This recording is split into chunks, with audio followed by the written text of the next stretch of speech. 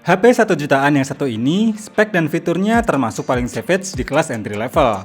Punya layar lebar 6,88 inch yang support auto refresh rate 120Hz, serta ditopang dengan kapasitas baterai yang jumbo 5160 mAh. Di bagian kameranya pun nggak bisa dipandang sebelah mata. Dengan 50 megapiksel dan AI lens, hasilnya pun bisa tetap secakep ini.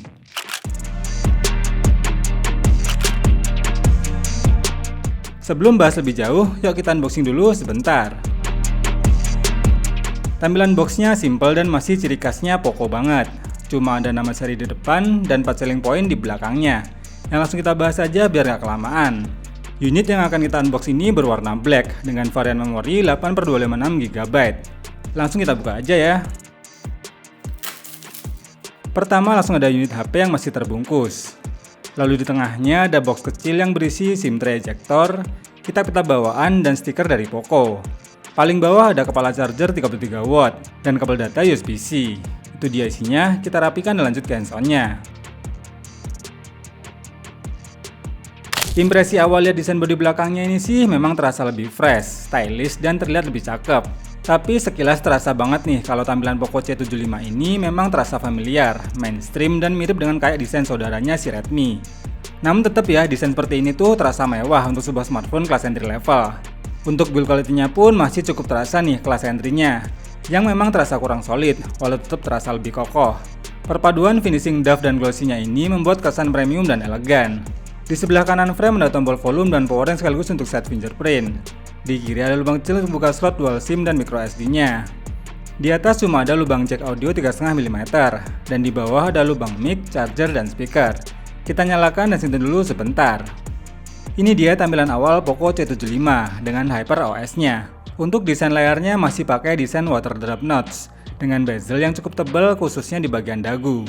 Yang paling berasa sih ukuran layarnya yang besar nih, yaitu 6,88 inch dengan panel IPS LCD dan resolusi HD+.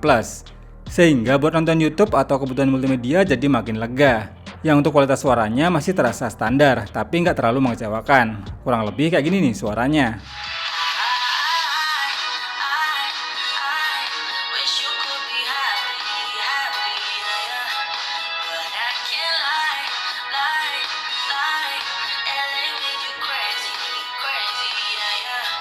Pada bagian kamera, Poco C75 ini pakai setup dual kamera dengan main kamera sebesar 50 megapiksel yang didukung lensa AI untuk kebutuhan foto bokehnya.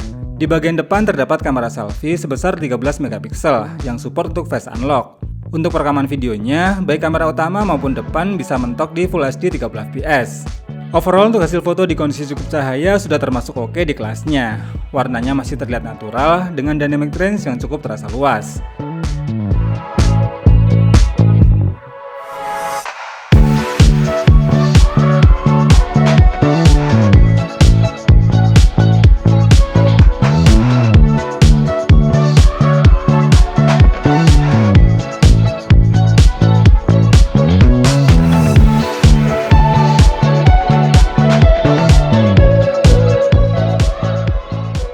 Palingan yang kurang cuma di bagian perekaman videonya ya, yang memang masih cukup terasa goncangannya.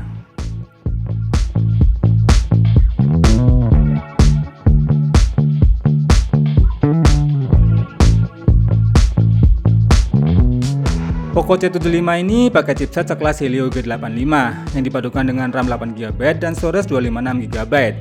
Untuk bagian softwarenya, HP ini juga sudah pakai HyperOS yang tentunya berbasis OS Android 14 terbaru. Pengetesan menggunakan AnTuTu 10 bisa mencapai 270 ribuan. Untuk storage size-nya pun hanya mencapai 15 ribuan karena masih bertipe MMC 5.1. Dan untuk Geekbench 6 testnya juga masih tergolong rendah nih untuk skornya. Tapi untuk 3D Mark di mode wet left, overall skornya 607 dengan average FPS di 3,64. Dan untuk kestabilannya pun di mode stress test mampu mencapai 99,4%. Dengan skor segini, aslinya HP ini masih enak untuk kebutuhan daily yang standar. Tapi kalau untuk kinerja yang berat, aslinya kurang begitu kuat. Contohnya buat main game PUBG Mobile, settingannya cuma mentok di SD High atau Smooth Ultra. Overall untuk gameplaynya masih tergolong smooth nih dan minim terasa frame drop. Cuma sayang aja sih untuk sensor gironya nggak bisa diaktifkan. Walaupun untuk suhu panasnya cuma mentok di hangat aja dan masih tidak mengganggu. Untuk touchscreen-nya juga responsif dan masih enak jika untuk sekedar memainkan game ini dalam mode have fun. Saat tes bermain selama 30 menit, baterainya berkurang sekitar 8% dan suhu panas maksimalnya di 41 derajat Celcius. Nah, paling enak sih buat main game MOBA kayak Mobile Legends ini. Bisa pakai settingan rata kanan di mode 60 fps dengan mode grafis high. Gameplaynya juga lumayan smooth dan minim terasa frame drop. Palingan lagnya tuh terasa saat war berlangsung ketika hero-nya mengeluarkan skill kombonya. Untuk suhu panas HP-nya pun cuma hangat aja, mirip-mirip kayak game PUBG tadi. Selama 3 menit bermain, baterainya berkurang sekitar 8% dan suhu panas maksimalnya di 42 derajat Celcius. Pengetesan PC Mark Poco C75 ini jika menggunakan mode auto refresh rate, screen on time-nya mencapai 15 jam 38 menit. Tergolong awet karena kapasitas baterainya yang besar nih, yang dipadukan dengan resolusi layar HD+. Sayangnya, walau dikasih kepala adapter 33 watt, HP ini cuma mendukung 18 watt fast charge. Jadi memang sedikit butuh waktu untuk mengisinya hingga penuh. Terus untuk kecepatan surgery yang ada di sampingnya ini terasa lumayan cepat, dengan tingkat akurasi yang tergolong oke. Dan sebagai pelengkap, Poco C75 ini tetap menghadirkan fitur NFC nih, yang tentunya bakal jadi deal breaker untuk sebagian orang. Tapi sayangnya untuk infrared blaster ternyata absen nih di seri ini. Kesimpulannya, untuk sebuah HP entry baru yang dijual dengan harga 1 jutaan, Poco C75 ini tergolong lengkap dari sisi fiturnya. Performanya sih nggak ngecewain, apalagi penyimpanan internal dan RAM-nya yang tergolong lega. Minusnya paling di bagian speaker yang masih mono, dan di bagian desain layar yang masih terasa agak jadul. Tapi hal itu tertutupi karena layarnya yang lega dan punya tingkat kemulusan layar yang smooth sampai 120 Hz.